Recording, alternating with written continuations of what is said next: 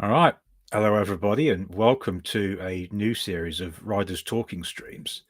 A small introduction before I bring in our first guest. I did these a long time ago as a way of talking shop with other authors because it was something I enjoyed doing. It was a lot of fun. But then it fell by the wayside as life and other things got in the way. But I realized how much recently that I missed it.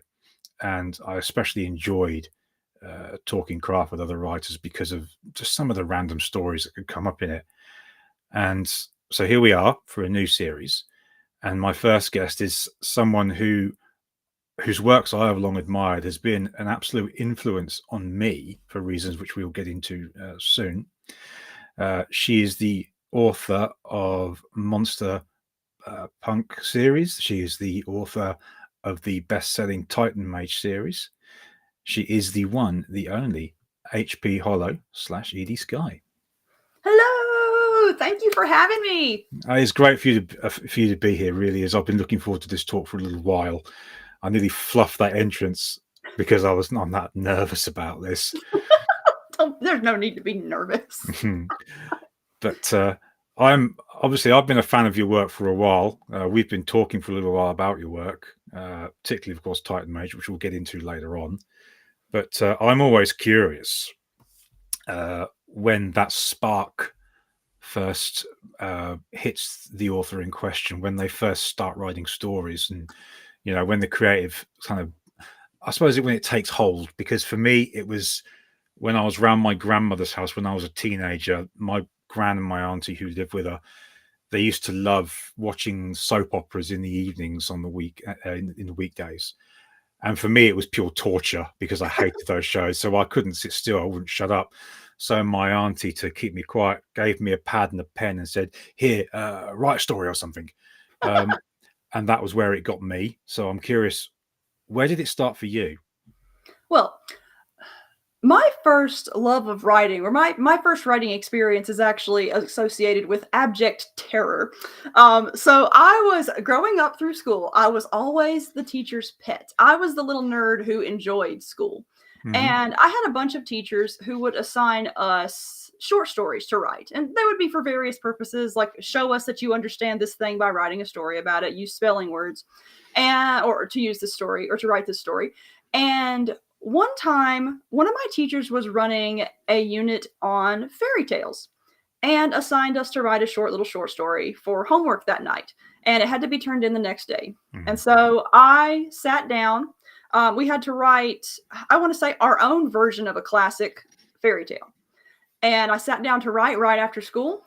And I continued writing. And I continued writing. And it gets to bedtime and I am still writing, and in the back of my head I'm like panicking because I'm not half done with the story and I've got to turn it in tomorrow, and it's going to mess up my grade if I don't turn in this story on time. And so I just wrote the most half-assed ending and then went to bed and turned it in. And after I finished panicking about it, I realized, oh, that was actually really fun. That was why I spent so much time working on it.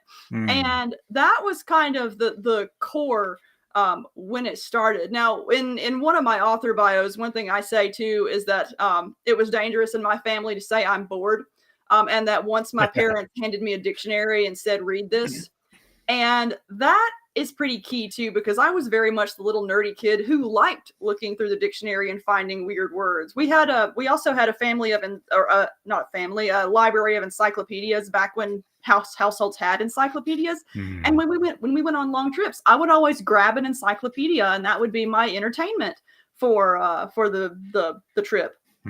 And eventually all of those things kind of meshed together, and I started writing about the things I was learning.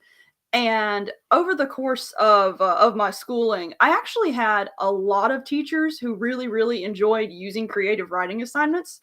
And so I had a lot of practice because I would literally, I really, really got into writing around sixth, seventh, and eighth grade, where my sixth grade English teacher taught my seventh grade year and my eighth grade year. So she just moved up and the school moved her around. And she really liked to assign spelling word stories. So every week we had to write a different story with our spelling words. And so I got a ton of writing practice, and my other hobbies began to mix in there. And so that's kind of where it started. And yeah, I've been writing ever since. Did you have any literal influences? Well, in terms of overall influence, if I were to distill all of my writing down to one author that I would like to be like, it's Terry Pratchett. Because I love how he could write absolutely hilarious stories that would also just suddenly punch you in the face with how Yeah, profound their yeah. observations were. I am not nearly smart or astute enough to write that style of Terry Pratchett, but Mm, the sheer joy that he brought to my reading life yeah. um, absolutely influenced my writing because I just love funny writing. But in terms of general influences, I tend to be influenced by a lot of times whatever I'm watching or reading at the time, but some consistent influences like from childhood to adulthood. Anime is a huge one for me. A few video games here and there. I'm also Mm, a really huge fan of animation in general. yes. And Am I? so, I actually when I was in high school, my goal was to go to college for animation. And Oh. then I hit my first semester of art school, and I hated it so much. It destroyed my love of art Mm, for quite a long time. But at the same time, I was taking a creative writing class as an elective, and lo and behold, there was a college pretty close to me that had a creative writing major. okay. And so I ended up switching to creative writing and then teaching and various things. I had several like not writing jobs before writing actually took off. Yeah, yeah. But it was a convoluted journey. But I mentioned the animation thing to say that it's one of the key reasons why I am a very visual and kinetic is the wrong word. I am a very dynamic action oriented writer because Hmm. everything I write appears in my head as an animated film, and it is specifically an animated film because of the energy animation can convey. Yeah, I always like to think that when I've written my books in the past, I'm imagining them as if they were a 90-minute movie from the Mhm. 80s or 90s, because that's when I think cinema was at its strongest. Oh yeah. But I'm so thrilled you said Terry Pratchett, because when I was doing English in upper school, we had to read a section from a book for part of our speaking and listening section, and all the kids had gone and got something from from the school library, but I'd bought in A Color of Magic because it had been on the family bookshelf at home, and I just absentmindedly started reading it. And I remember reading out the bit where Rincewind pretends to cast magic on this guard, but when the guard sort of recoils, Rincewind runs forward, kicks him in the nuts, and then goes past him. Um, and I always like to try writing to authors growing up, and I wrote to Terry Pratchett, and he actually responded. He was the Oh only my one. gosh, Yeah, he was the only one that ever responded. I wish I'd known you was going to say that, because I'd have got the letter out. But that is amazing. Oh, yeah, I've always wanted to meet him. yeah. He May is he one rest of in the peace, I should say.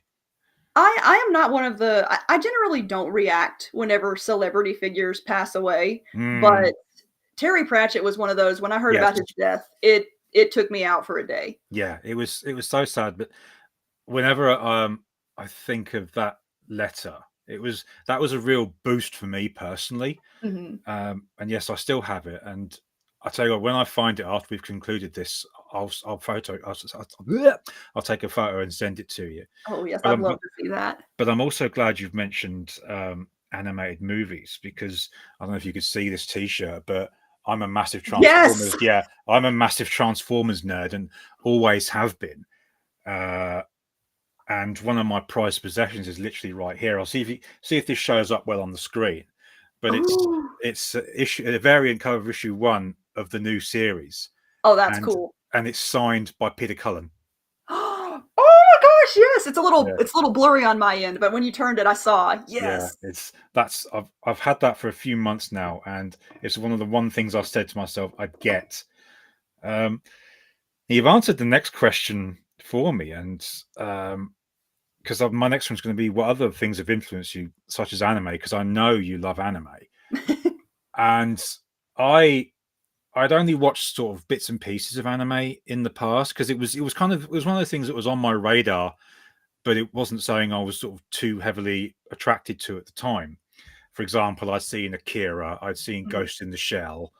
I don't know what else there was, but then I kind of hit a dry spell with my writing, and a friend said to me, "You need to expand your palette more," and he got me into anime. And at the time of this stream, I've got loads here. I mean, I've got Standalone Complex, the Ghost in the Shell series, seasons 1 and 2 of Attack on Titan, every Demon Slayer Blu-ray that's available, and my favorite is the Black Lagoon series. Oh, I haven't watched Black Lagoon yet. I've wanted to. Black Lagoon has got some of the best characters in it, but it's also very much in the vein of 80s and 90s Hollywood movies. I know you're a big fan of Gundam. Yes. It's one of the ones I've yet to get into because there's so much of it. Yes. I don't know where to start. So that's one thing I'm going to need your help, because I know you're an expert. I mean, where the hell do I even start? I wouldn't call myself an expert, but You I sound do like it. Stupid amounts of money on little plastic robots. So,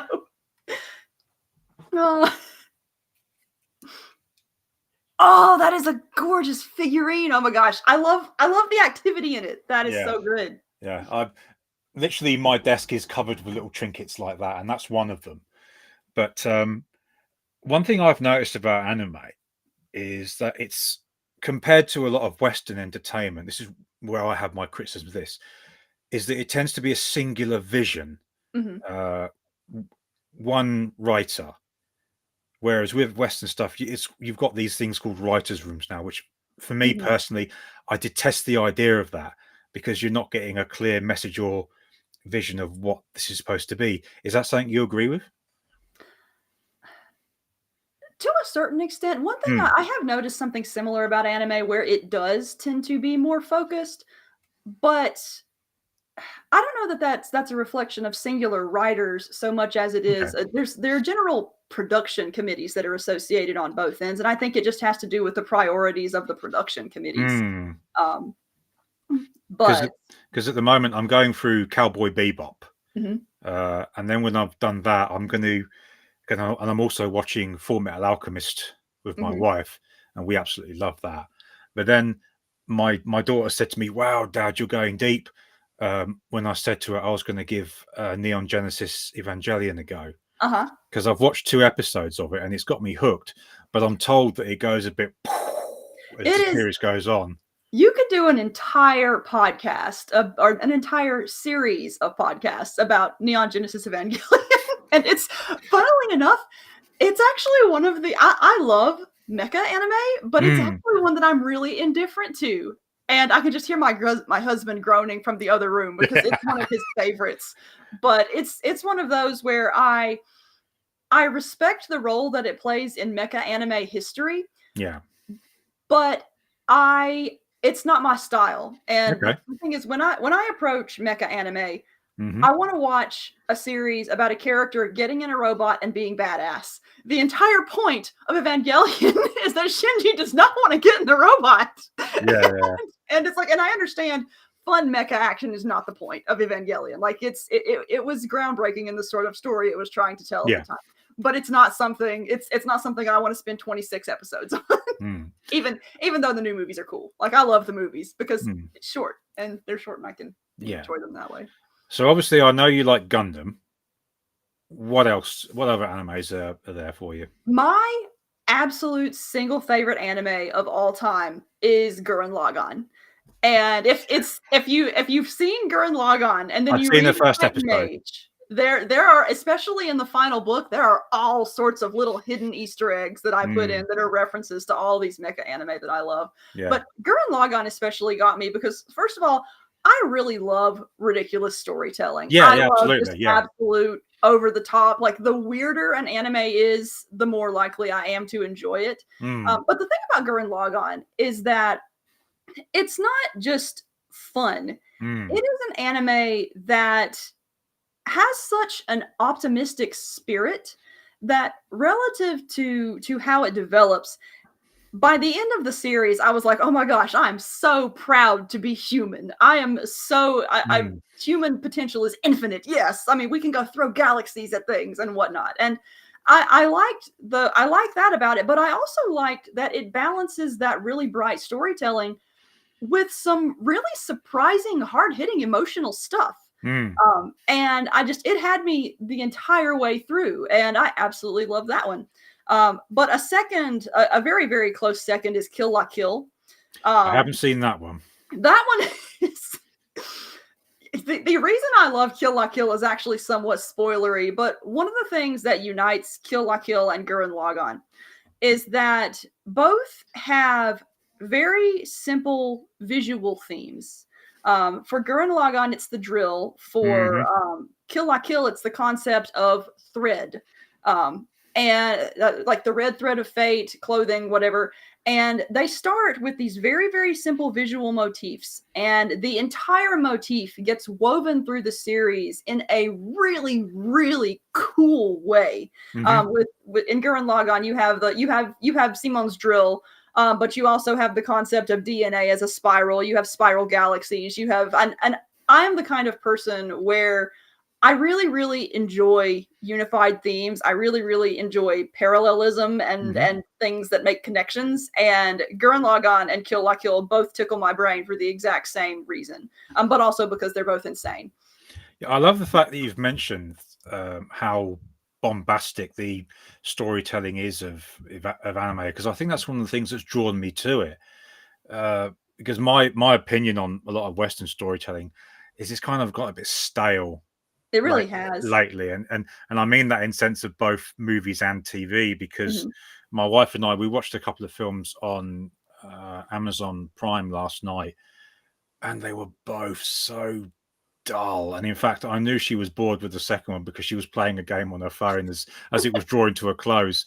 The kiss of death when you bring out your phone. Yeah, but with anime, it's so over the top, and that's what I love about it. I mean, there was one scene I've been shown of one particular show. I don't know what it is, but a woman's is fighting this guy with a sword, and he brings the sword down in kind of like a downward strike, and she does a forward flip and catches the sword in her arse cheeks.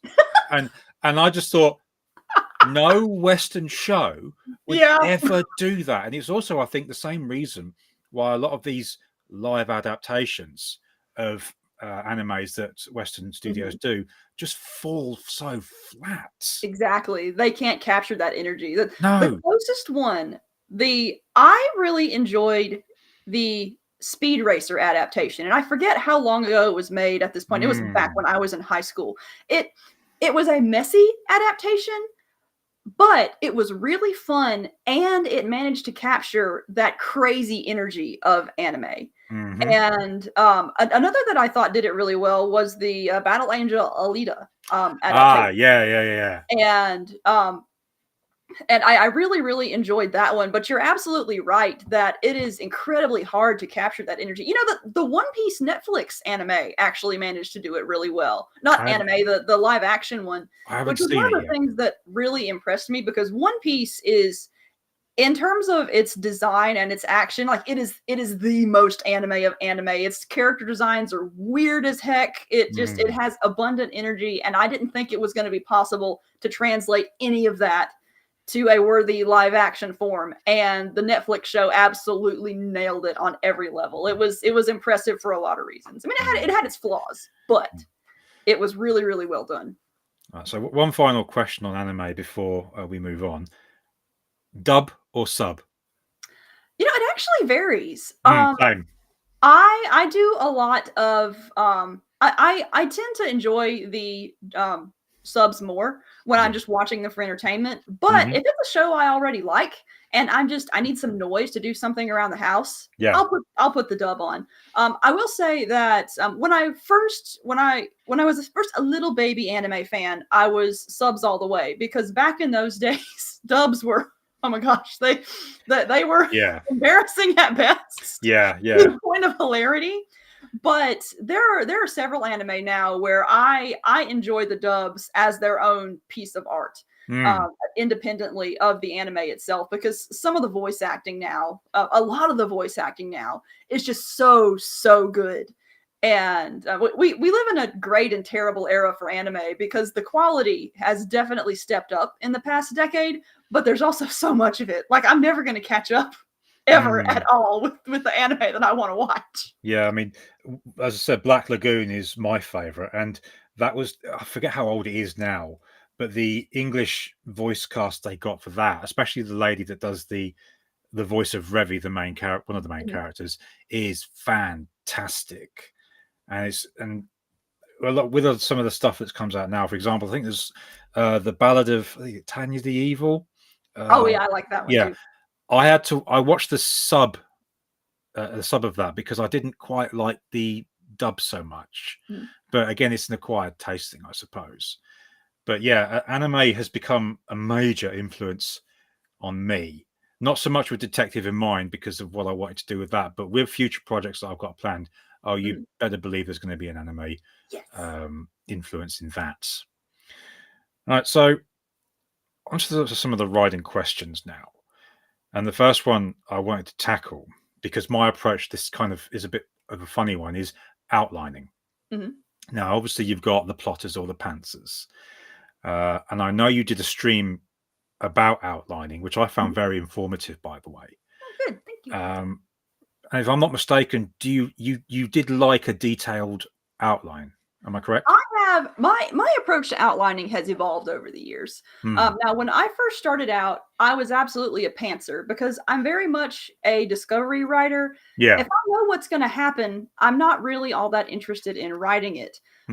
But that began to present problems early in my writing career because I had real difficulty organizing things in my head. Long story short, I was diagnosed with OCD about 2 years ago. Okay. And one of the ways it manifested in my life in a lot of practical ways, like I'm a compulsive checker, things like that. I have to continually, I'd be vigilant about not doing that stuff. But in my writing, it would manifest in that my brain would get obsessed with a specific idea or a specific scene, and I would have to write it to completion, whether it actually contributed anything to the overarching story or not. And the result was that the sequel to my first book ballooned to 200,000 words, and it still wasn't half done. And it was individual scenes were great, but they did not thread together into a coherent whole. And so once we identified that that was happening because of my OCD, because of those obsessions, as part of my sort of overall handling that problem, we broke down my writing process entirely, figured out what my strengths were, and then figured out how to structure my writing process to support my strengths while avoiding my weaknesses. And that is where outlining came in. Now, my husband is also a writer, and he loves really, really detailed outlines. Like he outlines in such detail that by the time his outline is done, all he really has to do is prosify it and put some dialogue in, and it's done. Like he'll write 100-page outlines. It's insane. Wow. I cannot do that because if I know where exactly the story is going, I don't care to write it. And so what we landed on with me, I really enjoy world building and characters. Plot is kind of secondary to me. Plot is an excuse for characters to do things. And so what we landed on was structuring outlines with very linear, very simple plots where the only content in the outline is what specific plot thing needs to happen in this specific scene. And they're very, very skeletal. Like my outlines are, compared to Jacob's 100-page outlines, these are like 7 at most. And my writing rule is that my characters can do whatever they want in this scene as long as they accomplish this thing. And one rule that we set out, that the two of us outlined collaboratively, because Jacob, he is a professional project planner, and I am not. And so he is much better at organizing these things than I am. We'll collaborate on the outline. We'll collaborate on what we want the plot to be. And we usually outline an entire series ahead of time so that we know what plot points need to be in place as I write. And then once the series is set, once I start writing, we do not change anything in the outlines. And that's key too, because if I suddenly start wanting to change the outline, things fall apart. But yeah, so I'm very much I've heard some people refer to it as a plantser, someone who I've never heard that one. The rest of it, and I think I firmly land there. I need to have a very strict guide, but I also need the freedom to allow the characters and the world to blossom. And I have certain limitations on that too. For example, to keep myself from going on tangents, I basically say, okay, you can put this world building detail in here, but you cannot go longer than X paragraphs and it has to contribute to X thing in Y chapter. And so outlining is good for just keeping my OCD brain under control and productive. Yeah, I mean, when I do an outline, I like to make sure that the story points I want to hit are in the relevant sections. But what I've also found is that I don't like to detail them too much, because I love it when spontaneous words are going spontaneous scenes will appear as I'm writing, because as I found, you have an outline that will just go like this for the story, but what I've found will sometimes other ideas will just creep in as I'm writing, and they'll just be like that. And one of my favorite book that I've written of my own is Escape from Crescendo Station 1, and there was one particular scene which wasn't in the outline, and as I was preparing to finish this chapter, I thought, no, wait, wouldn't this have happened? And I wrote that as an extension to the scene, and it proved to be not only one of the, I think, scariest parts of the book, but one of my favorites. Nice. So I kind of look at it in my sense as it's like sculpting. And I wonder how other authors would feel about that. Do you think writing is, in a sense, sculpting? To a certain extent, yeah. So you have to make sure you pull out the right details in the right spot. Yeah, that's actually a really, really good way of thinking about it. Have you written any book just pure pantsed? Because one book I was given to read was Writing into the Dark by Dean Wesley Smith. And according to him, he's never written a book with an outline. He's literally just, as he put it, create a character, put them in a situation. And I gave it a try with one of my books, and I was happy with the result. But at the same time, it's one of my shortest books that I've written, so it's not something that I repeated for a while. What do you think to all that? Well, the only book that I have ever fully pantsed ended up needing a lot of editing. My very, very first book it was called The Wizard's Way, and it was this young adult steampunk fantasy adventure. I pantsed the first draft, and we kind of ran into some of the similar problems as in the sequel, where it was long and parts of it were inefficiently done. And so my husband, project planner, ended up going through the entire thing, identifying stuff that needed to be cut or reworked and stuff like that. And so it became, even though the first draft was very much pantsed, it became a novel that we had to sort of squish into a more coherent mold. And that is the only one I've ever fully pantsed and published. Everything else has been at least somewhat outlined, sometimes very detailed outline. I should correct myself also, because I did try pantsing with another book that I wrote. But after I finished it, the first draft, I should say, I looked at this thing and I didn't like it. So it's still sitting on my hard drive, and it has been for years. Have you ever finished a project and then looked and thought, no, and it's still sitting on your hard drive now, or not a finished project? Now, I do have some where I am one of those fortunate and unfortunate writers where my characters kind of pop into my head. Yes. And I don't write. There's a meme that goes around occasionally where the writer is like, I don't write characters. I watch them do things and then write up the report. And my characters are very much like that. And very often I will watch. There will be a specific image or a specific scene or some random thing in some random show that just grabs my imagination, and suddenly the characters are there and the characters want to be written and scenes are just popping out of me. And I'm actually doing that right now, where I've got a whole other series I'm planning while I'm supposed to be finishing another novel. And so I get these ideas out, and then I put them aside, not because I don't like them, but because I have other projects that have to be done. And but in terms of finishing something that I just totally didn't like, not really. At least within the past several years. Like when I first started out writing, of course, when I was first feeling my way around it, everything that I wrote before I was published kind of fell into that. But I was also still learning my way around. And you write crap and you throw it aside when you're still learning your way around.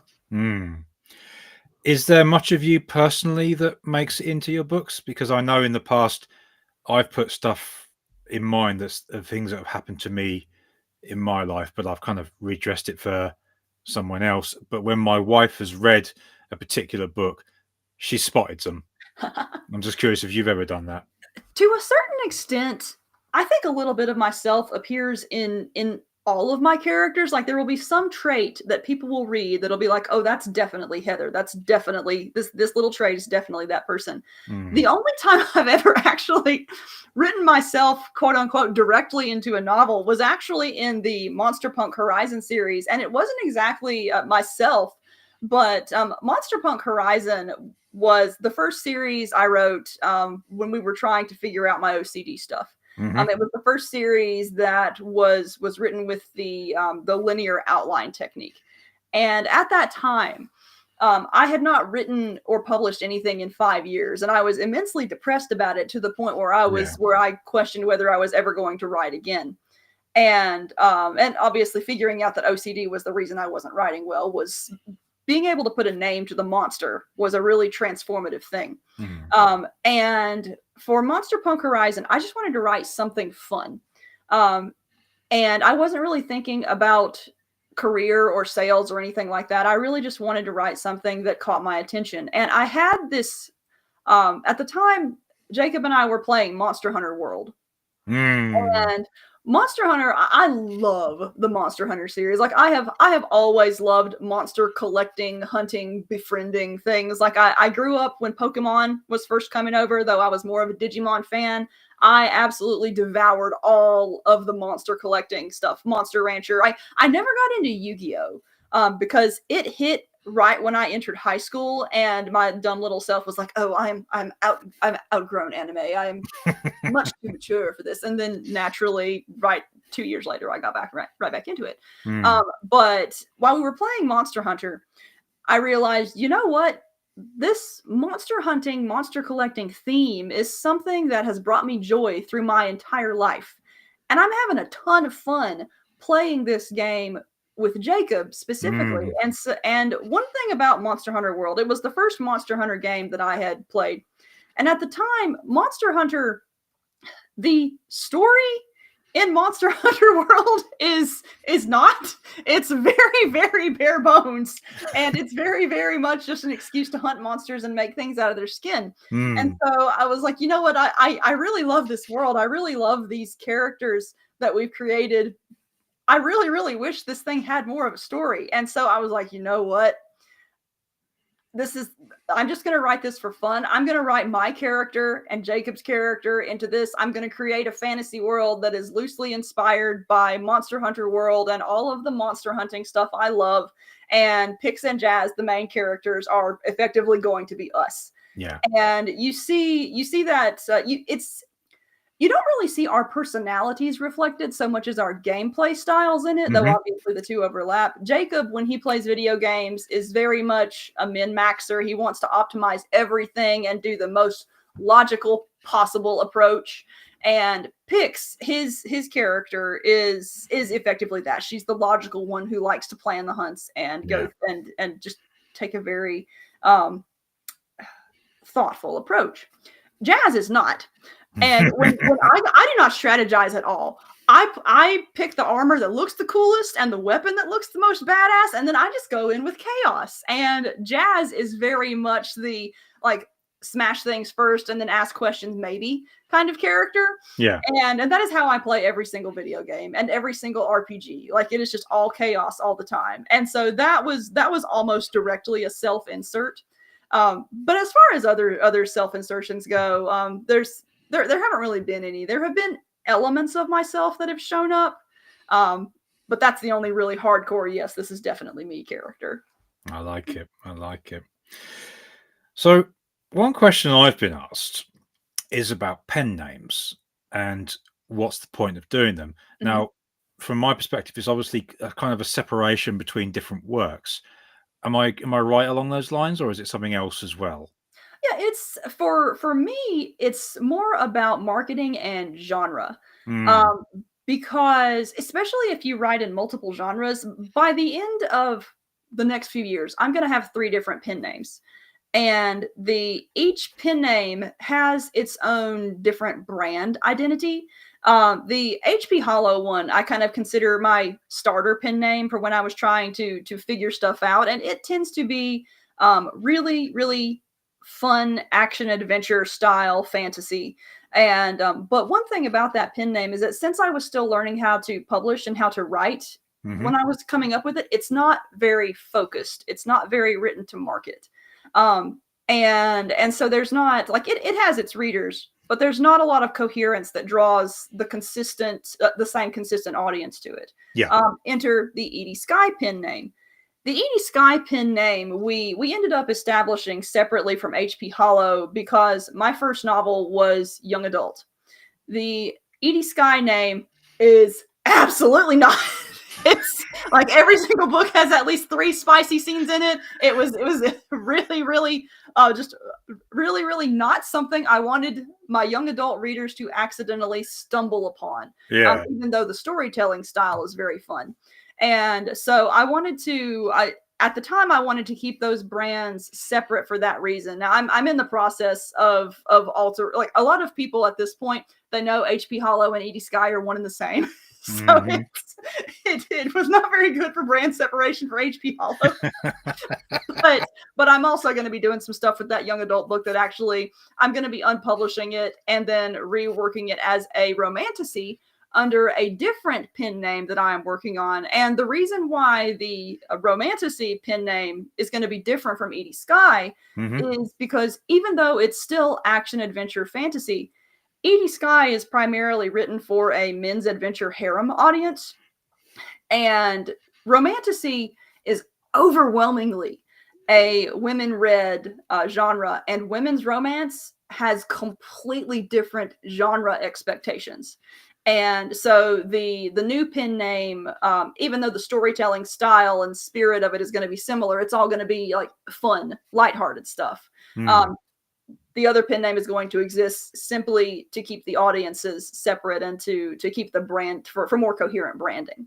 And that's the main role that pen names serve for me. It's to make sure that your readers know what they're getting when they and I don't mind readers knowing what each of my pen names are. It's not like I'm trying to keep it secret or anything. But one thing I found with me, if I like an author for one thing, Yeah.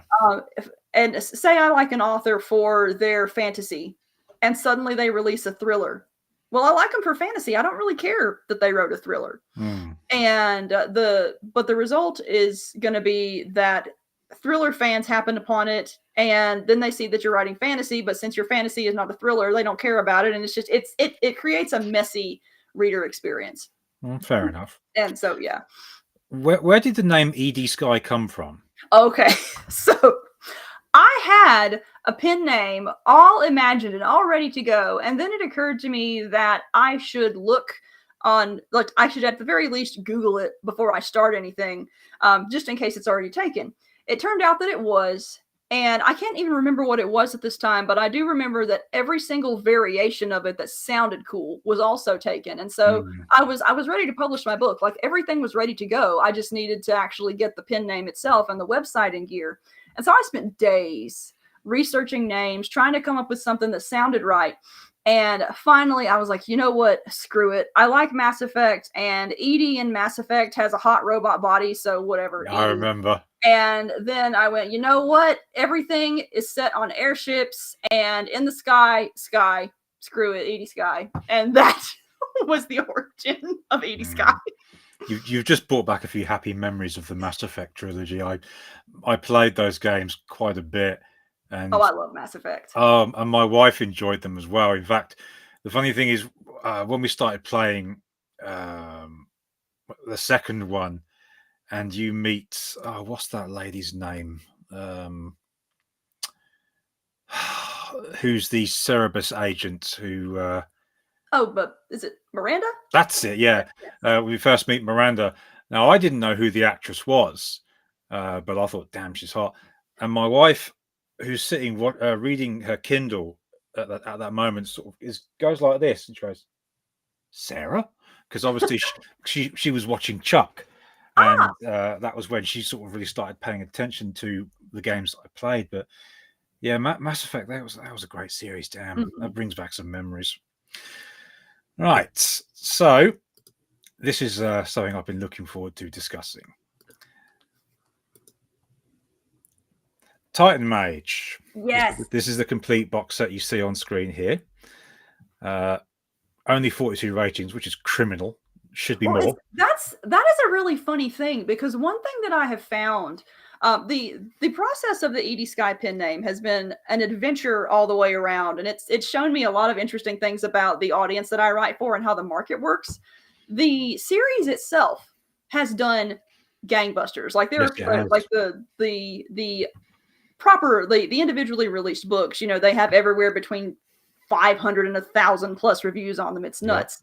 Yep. The box set has done well in audio. And it really surprised me, because I whenever it first released, I was like, why does this book only have 42 ratings? Like the series is making bank. Like, what's going on here? And it turns out that the box set audience is very, very much an audio audience, more so than an ebook audience. At least for Titan Mage. I know it varies from author to author, but yeah, that has been something that's been interesting to learn about my readership. So, what was the genesis of this universe, of this fantastic series? Well, it has a sort of two-pronged origin. So whenever I mentioned my OCD stuff and reworking my writing process earlier, there were two branches to that. The Monster Punk Horizon was the first branch, wherein I produced the outlines myself. And Titan Mage became the second branch. And in that one, Jacob and I collaborated on a world, and he produced the outlines. And our rule was going to be that he was basically the lore master. If I wanted to do anything in the world, I had to ask him first if it would make sense. And so that was where that came from. Now, in terms of the actual origin of the content, one of the things that I do in addition to writing is I handle the marketing for both of us. And for me, that entails, going into Amazon, looking at the also bots of our various series and seeing, what people are reading who also enjoy our series. And Jacob has a series called the Seraphim Revival, which is a giant robot series. Yeah. And one time I was looking in the also bots and just noticed all of these hot girl covers in the also bots. And the Seraphim Revival is not a sexy series at all. And so I started looking these up, trying to figure out, like, why are these showing up in the also bots? What's the commonality here? And then Jacob comes in and sees all these hot titty covers on my computer screen. He's like, "What's you doing, Heather?" and I forget. One of us said something to the extent of, "We are writing the wrong books." And somehow I forget specifically how the conversation evolved, but eventually I told Jacob, you know what? If you'll write the outlines, I'll write the series. What the hell? It's 2020 and nothing is normal, and both of us are between projects. And so, I expected nothing to come of this. But as I said, nothing was normal, and Jacob was between projects. And so 2 days later, we have this joking conversation, and then 2 days later, he comes back and he's like, I outlined a 5-book series for you.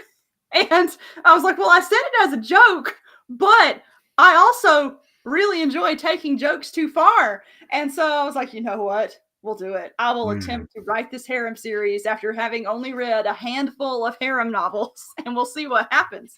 But in terms of the series itself, I've always wanted to write a mecha series, and one thing that all the titty covers in the Seraphim Revival series Autobot showed us is that there was very clearly a gap in the market where their harem readers apparently liked giant robots, but there weren't any giant robot harems that I saw. And so you're like, I was like, you know what, let's just write one. We went with, I've always wanted to write a mecha series because I've been a Gundam Wing fan in particular forever. Like that was one of my pivotal shows. And, but I didn't want to write a sci-fi harem because number one, sci-fi harem tends not to sell. But also because for sci-fi readers, very often reading about giant robots requires too much suspension of disbelief. Because just the concept, why would you use a giant robot when you can just use a tank for something and stuff like that? It's just they're at their core, giant robots are not practical war machinery. But I was, and so I wanted to do something not sci-fi.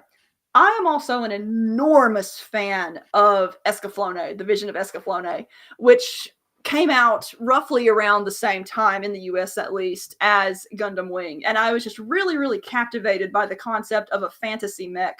And also really, really mad that fantasy mechs have not taken off. Like there's only one or two other fantasy mech series that I can think of. Like there's Knights and Magic, and I actually cannot name another one. Like I know there's another one out there, but I can't remember it. And Escaflowne hit a lot of really, really fun points for me. Like it had high fantasy, it had airships, it had the sort of it wasn't steampunk, but there were enough steampunk elements that ultimately the genre I love to write in is steampunk or arcane punk magic variants of it. And so I was pretty much like, you know what? I'm just going to write Escaflowne with tits. And that is kind of where it came from. The entire idea for Titan Mage spiraled from that. Oh god. And there are all, it's another fun thing about it too. Is I drew from a lot of my like early like anime nerddom inspirations for it. For example, my very first manga ever was Magic Knight Rayearth.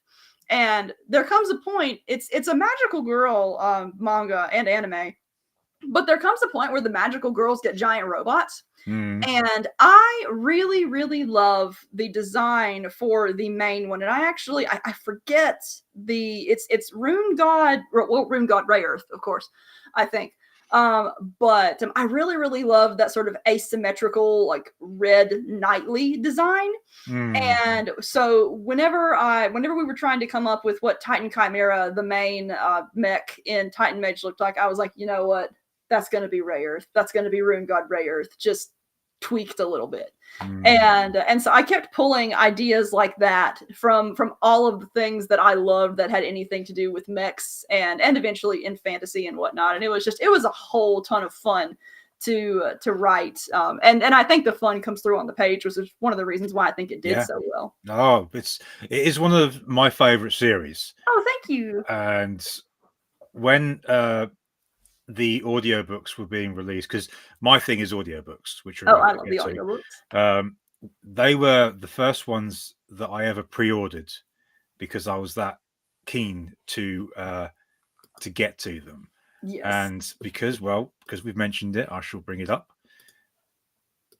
The audiobook series. Yes.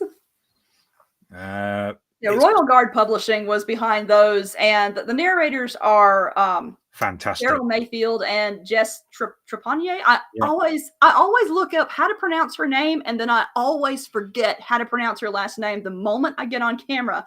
But they did such a spectacular job with those books, and with all of my Edie Skye audiobooks, that I consider the audiobooks the author's preferred version. They do such a spectacular job. I totally understand it. Daryl Mayfield in particular is one of my favorite audiobook narrators.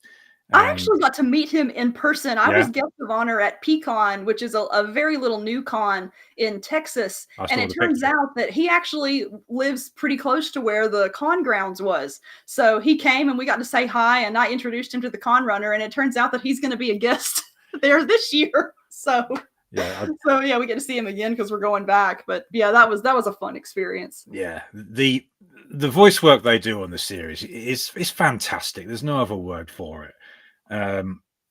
It's hard for me to pinpoint who my favorite voices are because you have such a wide cast and they're all different, which is the best thing about it. One of the I don't know if I should say this on a stream, but on the scenes in it which made me laugh, I think when I was listening to it on a bus at the time, was when Bexley's going down on Locke and she gets interrupted and she says something like "God damn it," while she got a mouthful, and the way Jess did that "God damn it" line, I'm sitting on the bus sort of sniggering away to myself, hoping to God no one sees me. But it leads to a question I've got to ask. Writing sex scenes for a long time, it was something I just couldn't bear myself to do. I don't know why, but I think one of the principal reasons was that I thought, my God, my parents are going to read this because they do read my stuff. And when I wrote the Harem Knights trilogy, which was my first foray into harem, Mhm. I was still petrified about writing it then. And I remember my dad saying to me one day, "So what are you writing now?" And I said, "It's a harem series, Dad." And he goes, "What's that?" And I thought, "Oh shit, am I going to have to explain this to him now?" So I sat there and I thought, what do I do? So I basically said, right, it's basically one guy, loads of girls, he screws them all, and there's loads of action in it as well. But it's mainly a lot of sex and violence. And he just sat there and he looked at me for a minute. He looked across at my mum and looked back at me and he went, "I'll give those ones a miss." And that was literally like something unlocked. And I was able to write them. And well, Mhm. I don't know what people will think about them. I've never really asked. But one thing I've noticed about the female authors opposed to the male authors, when it comes to writing sex scenes, you ladies really go in for detail. Oh, yes. And I won't say who, but there was one audiobook I listened to where the author, she was really going for it. And I'm sitting there thinking, all right, I get it. Jesus. So, Well, the thing about it, like, I have been exploring, like, I've been reading more women's romance because I mhm, want to, I eventually want to expand out into that genre. And it's such a huge, like, there are so many subgenres and all of them have different expectations. yeah. But one of the things that has absolutely astonished me is that if you look at the way we stereotype men and women in culture, you would expect the men's stuff to be the crazier stuff in terms Mm. of sexual content, but no, the women's romance is insane. Oh, Like God, yeah. there are scenes where I was like, I did not know that that was a thing a human being could be into and Yeah. enjoy. Yeah. And it's my horizons have been broadened, and I'm not entirely sure that I benefit from some of it. But it's just it yeah, it's women's romance is wild and hilarious. But yeah, Men's romance is tame compared to most every women's romance I've read. mm. But of course, I'll bring this up as you've mentioned it. Of course, the Blood Knight series Oh, is. yes. I've done book one audible at the moment. I'm trying to catch up with it, but like I said, it's been a crazy year for me. But it's also refreshingly different in the sense that um, the main narration in this one is done more by Mhm. Jess than Daryl. Daryl is doing the smaller parts this time Yes. round. That was it was an approach I wasn't sure about at first, but the more I've listened to it, the more I thought, yeah, I love this. Mhm. Because if you don't flip things around occasionally, it just gets stale, I find. I mean, is that the sort of approach you were going for when you were writing it? Um, Not in particular. The Blood Knight actually has a funny story. Well, in terms of the narration, Royal Guard actually made that decision. They asked me if they were okay with switch if I was okay with them switching the narration because they'd experimented with other audiobooks doing it and it ended up being well received by readers. And I was like, Yes. sure, if readers are going to like it, go for it. Hmm. I did not actually take the lead on Blood Knight. Blood Knight was a series where um, I was the one who primarily wrote harem starting out with Titan Mage. Jacob had read some, but the most of the involvement that he had in Titan Mage was coming up with the outlines, handling the Mm. world building, and doing editing. And he also wrote the first handful of chapters in Titan Mage, the very first Titan Mage, because at that point he had read more harem than me, so he had more experience with the genre. And but past a certain point, it was all me. Mm. But editing Titan Mage made Jacob want to try his hand at the genre. And so he wrote a little short story called The Campaign Mm. that we posted to our Patreon. And it was just, he wrote it as an experiment. Just to see like if he enjoyed writing harem style stuff and especially writing spicy scenes because that was going to be essential for just it's an essential part for the kind of harem that we write. Hmm. And we posted it on Patreon and all of our readers were like, "Where's the series? When's it coming out?" And we had not intended a series, but Jacob once again was between projects and was like, you know what, I'm just going to outline this. We'll see what happens. Mm. He wrote the outlines with the intent for me to eventually write the Blood Knight series while he works on other stuff because he also writes for Bane books and he had at the time he was his next project is going to be writing in David Weber's Honorverse and he's going to be writing a trilogy about Edward Saganami, who's a significant historical figure in the Honorverse. But then he had a period where we were waiting for a contract to land.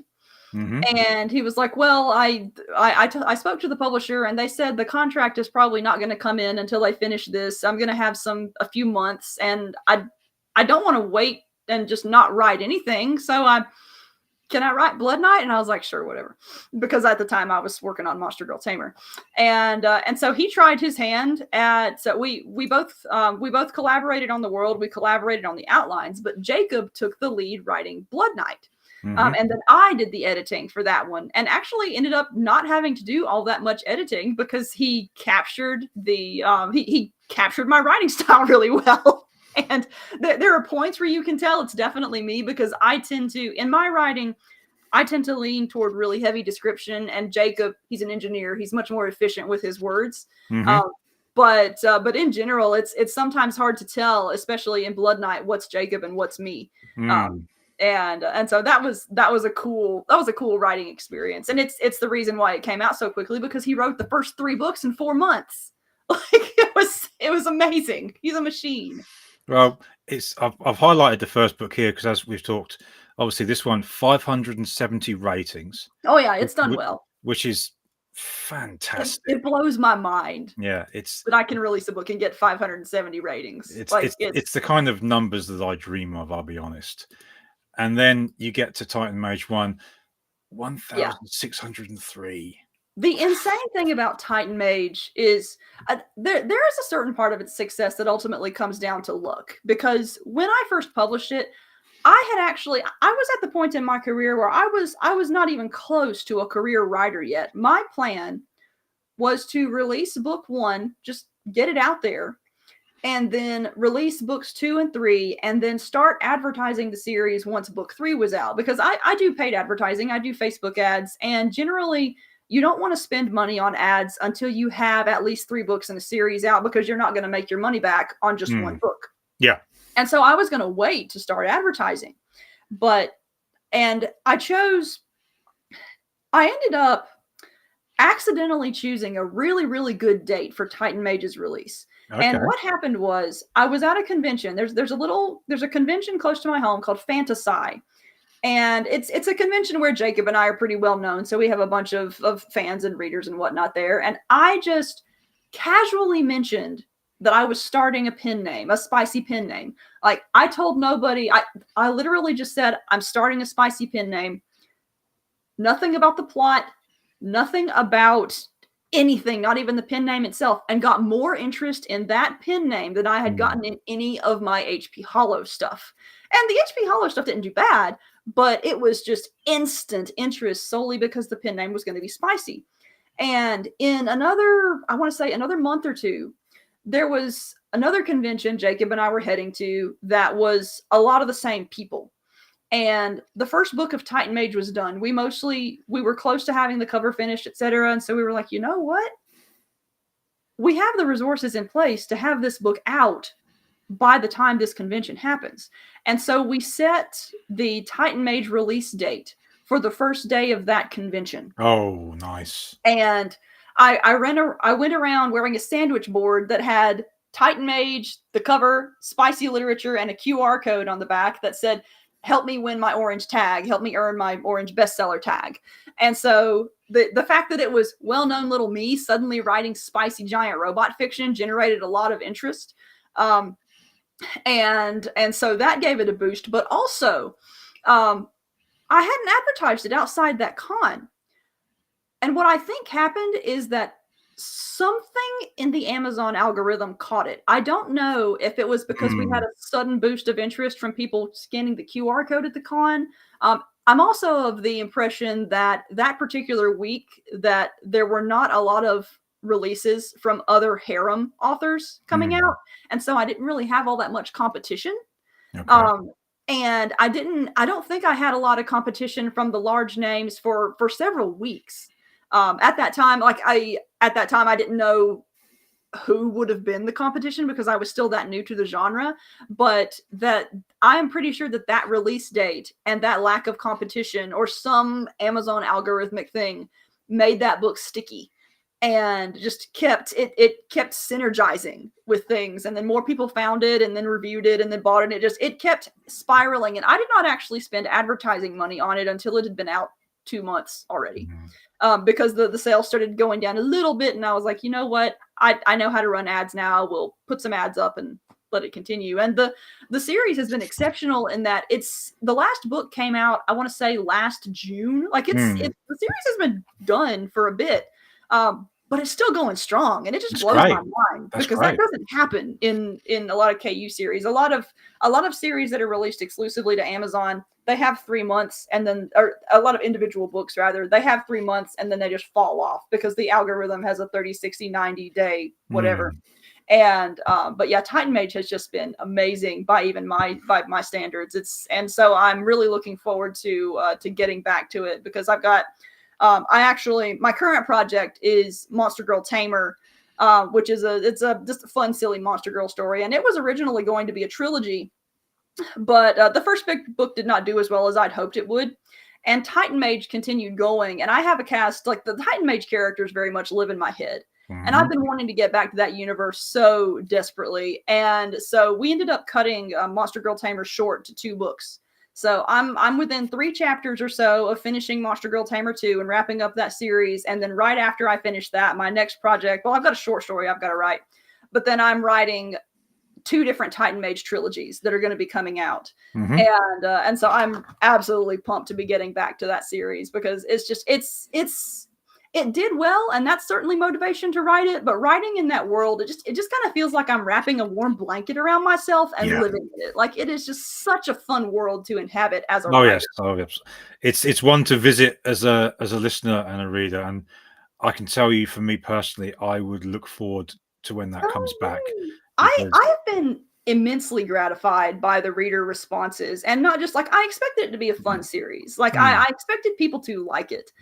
I did not expect people to come back to me and say, I was having a bad day and this became my comfort series, and this series has helped me through some tough stuff. I mean, I've had some readers tell me that they're going through some really, really harrowing things, and my silly story about giant robots and sex helped get them through some really tough things. And that has really been the amazing thing, to know that my silly little giant robot story that I said I wrote as a joke ended up having a really profound effect on people. And that's just, it's absurd and wonderful.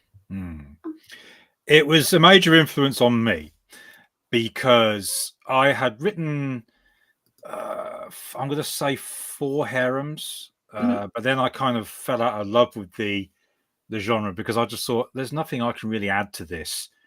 And I was kind of in an aimless direction. But then I had an idea which I wasn't sure about at first. And I know at the time you and I had started talking, and you were giving me little pointers here and there. And it gave me the interest and confidence to give it another try.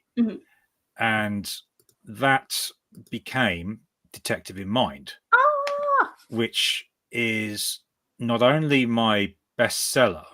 It's a solid book. Well, I blurbed it, so of course I like it. Yeah.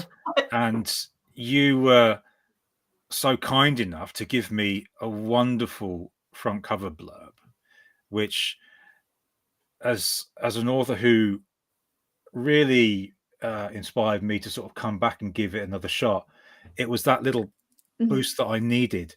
And obviously I've been through a rough patch recently myself, which we've talked about briefly, and I'm 1 book behind where I wanted to be with the series, because 2's not long been out this year.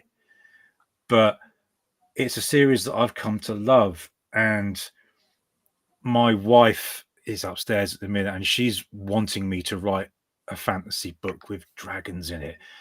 And the thing is, I'd had the same idea. Well, I shouldn't say the same idea, but the idea of doing some sort of fantasy mech book. But at the same time, I'm thinking, I don't know if I can do it, because I don't want to seem like I'm ripping off HP. You are not the first person who has told me you want to write a fantasy mech book. And honestly, I'm really honored by that. I mean, and the thing is too, I have people have said, I do want to write it, but I don't want to write it because I feel like I'm ripping you off. And the thing is, everything I've written is directly inspired by something that I love. I've Yeah. structured it so that it doesn't feel like a ripoff.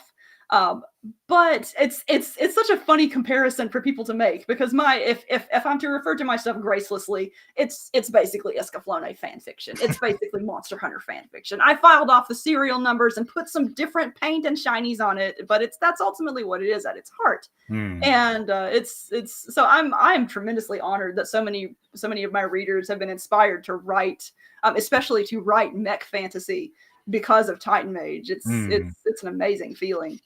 But yeah, I mean, that influence you gave me is what's made this series possible. And Oh, I'm gonna cry a little bit. Not really, maybe. I don't and know. Stop. like I'm writing book 3 at the minute after what a tough time I've had. But one saying a friend of mine said to me about other authors and their successes is that a rising tide lifts all boats. Mm-hmm. And your assistance through advice, the blurb, and spreading the word has helped Detective Mind be what it is. It's one of the things I'm most proud of. So thank you. No, you're welcome, but thank you also. It's just I'm having emotions. So I thought we'd finish this a little bit of fun. Ooh, this whole thing has been fun. What are you talking about? Well, one series that I loved watching on TV when we could see it over here in the UK because it wasn't broadcast over here was Inside the Actors Studio, and I loved it because it focused purely on the craft, which is what I've tried to inspire this series round. And it's so sad now that obviously we lost James Lipton a little while ago. But one of the favourite parts about the show was the famous pivot questionnaire at the end. So I'm going to do that questionnaire with you now, not only because of how fond I am of it, but also in tribute to that show and to James Lipton because I absolutely loved it. So, HP, what is your favourite word? Verisimilitude.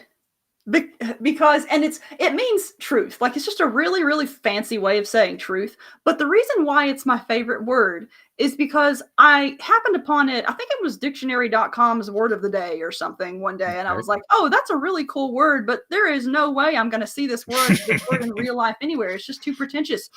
And then I saw it like 3 times that week, and someone used it in one of my college classes. And it has stuck in my brain ever since then. I don't think I've ever actually used it in writing myself because I just think it's really pretentious. Like it's one of those words that you only say when you're trying to impress people. But I love it. What is your least favorite word? Oh my gosh. I don't really have a least favorite word. And I can't even say moist, because that tends to be everybody's least favorite word. But also, when it comes to Terry Pratchett, Moist Von Lipwig is my favorite Terry Pratchett character. if I had to pick one, this is going to sound incredibly stupid. It's diarrhea because I never spell it right. I always put the H in the wrong place, and not that I ever really have need to use it all that often. But whenever I try to spell it, all the letters get tangled up. And it's just, yeah, that is my big writer insecurity. I can't spell diarrhea. So, what turns you on? It can be anything artistic or along those lines.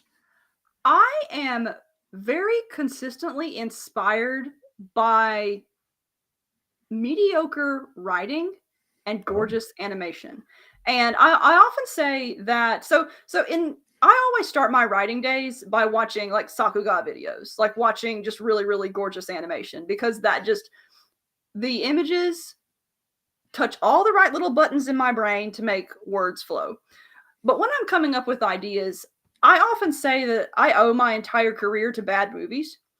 Because first off, I love So Bad They're Good movies. But one of the reasons why I love them is because when my brain finds a plot hole, I'm not the kind of person to automatically go and make a YouTube video about why this video is terrible. I want to fill the plot hole. Okay. And my brain immediately comes up with ways to fill that plot hole. And that's where a lot of my early novel ideas came from. And to this day, that is still how I get ideas. And right now, just to give you an example, so Arcane is season 1 is my single favorite piece of media ever. Like, if you ever encounter me at a con and want to talk about Arcane, I have to warn you that it's going to be like I'm a sleeper agent who has just heard the secret word that unlocks everything, and you're going to be stuck with me for 3 hours. But so yeah, be warned. But season 2 recently came out. Season 2 was an experience because the animation is some of the most beautiful animation I have ever seen in my life. We're talking breathtakingly beautiful. And I mean that quite literally, because I have been watching clips from it, and I literally stop breathing and find that I have to start breathing again because I'm just so captivated by the animation. I have multiple opinions on the writing, but ultimately decided that I really, really did not like the writing in season 2. You're not the first person I've heard say that. The result, though, is that I have gotten a colossal creative burst out of my reaction to this series. I have been going since season 2 came out. I have been going nonstop creatively, and it's like I really dislike the writing, but I cannot hate the show because I've gotten so much creativity out of it. It is just absurd, and it is the most perfect example of how imperfect entertainment influences my creativity. Because I can also trace a lot of my early writing back to just really, really terrible entertainment. One of the most pivotal movies in my young life was Quest for Camelot, and which is it's you don't remember it because it's awful. It was made during this period where Warner Brothers was making animated features to try. Yes, I do know what you're talking about, because wasn't Pierce Brosnan one of the voice actors? Yeah. I know what you're talking about. It had an A-list cast, and the animation is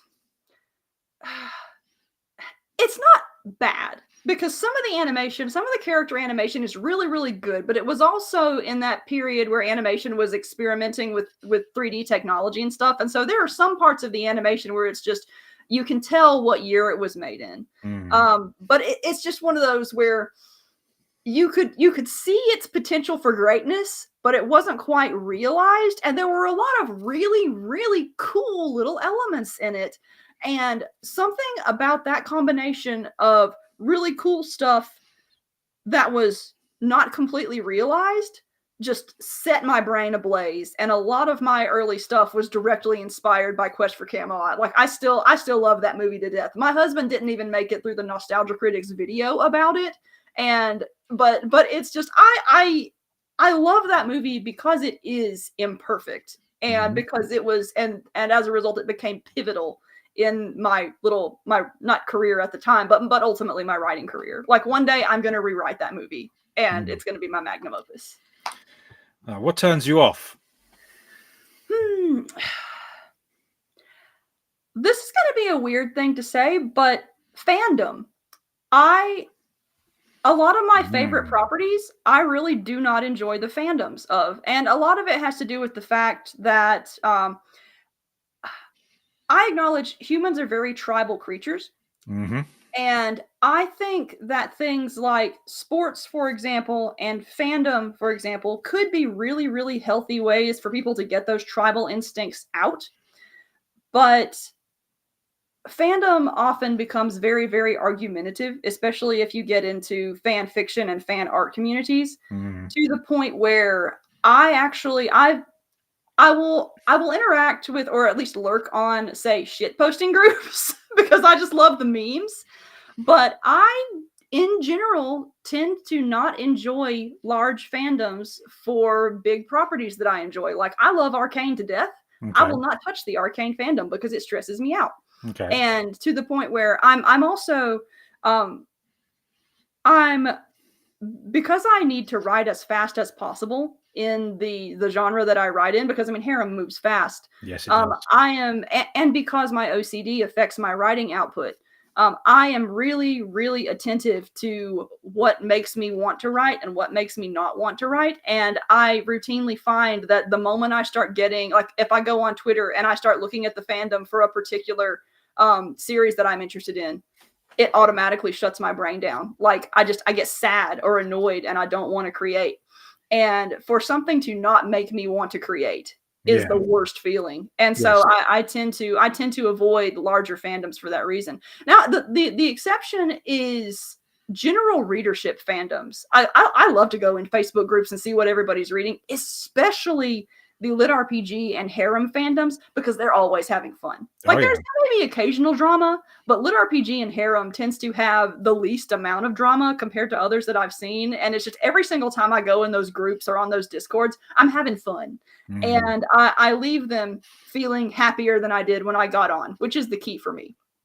And that's not the case with a lot of fandom. Okay. What is your favorite curse word? Ah, that's a tough one because I just like fuck is always a good classic. But sometimes I really, really love creative cuss words. And one thing that I say all the time whenever something bad happens in when I'm gaming, I will always just say mother of butts. And I don't even know where that came from. But it's just I love really, really absurd exclamations of frustration. That's just and Yeah. that is my go-to whenever I'm trying to avoid saying fuck in front of my parents. I'll share this story briefly. My wife thought it was a good idea for my son to, the Nerf guns. Hmm. He's got a chain gun version of one of those, and I said, "Why did you let him buy that?" And he tried to shoot me with it as I walked in from work one afternoon, but he didn't get to it in time. So I was like, "Ah, you missed me." And he said, "I'm going to get Phoebe, who's our youngest daughter and his elder sister." And I went, "No, look, please don't, because I don't want to see you murdered." And he said, "No, I want to do it. I want to do it." I said, "Okay, it's your funeral."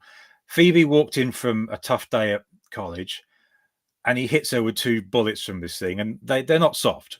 Mm. And she sort of stands up and looks at him and goes, "Dad, cover your ears," because she's my baby still, and I don't like hearing her swear. But I still heard her say it, even though I got my ears cut. And she went, "Nick, what the fuck?" So yeah, I think women say that word with a bit more venom than the men do, and Oh yeah. Well, I the can thing attest to about that it is firsthand. it's such a versatile word. Oh yeah, absolutely. And I'm like I do curse a lot in the Edie Skye books, Yeah, you do. especially, but I do it because I acknowledge the power of a well-placed curse. And Hmm. I really don't like books that do it flagrantly because the more you use a word like that, the less interesting it becomes. Mm. And the big appeal of curse words is that ultimately they have power in them because they're taboo.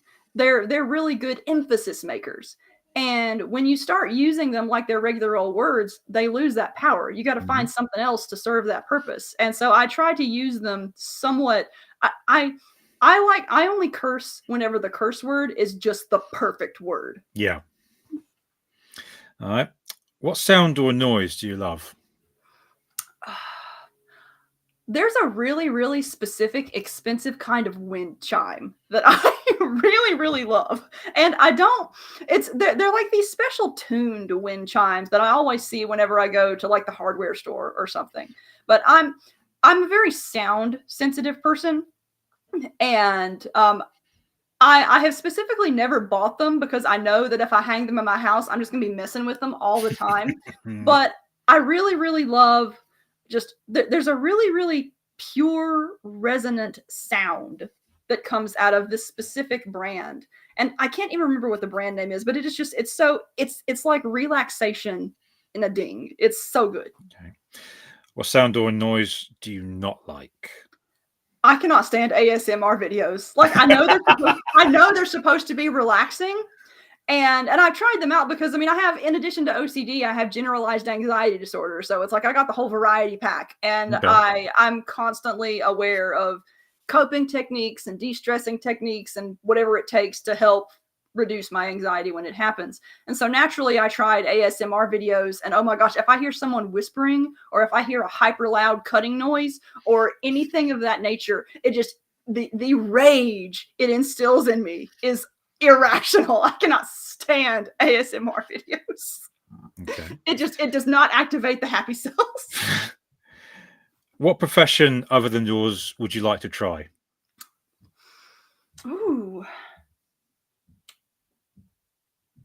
There's quite a few, actually. And I mean, I love writing. Like, I'm going to continue writing until I can no longer write. Glad to But hear it. there are some careers that have just absolutely come to fascinate me over the years. And one of them, I think it'd be really interesting to be an electrician. Because the Ah, thing is, if you look at, like, electricity is something that is just very common in modern society. yes, it But is. when you look at what it does relative to pre-electrified societies, it's really amazing that we can, go in a room and flip a switch and suddenly the lights are on and our days are extended. Like, our days are not limited to when the sun goes down.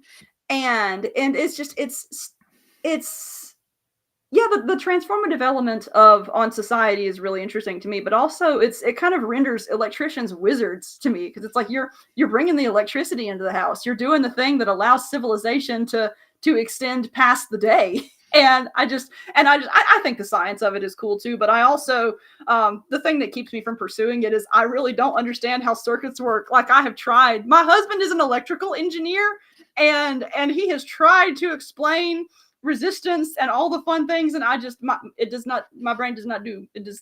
It does not. But I do think it would be I that's something that a tactile, meaningful thing that I think would be a fun job to do. But I also I used to work in a library, and I would absolutely go back to that. Like, library work is just the best because you're around books all the time.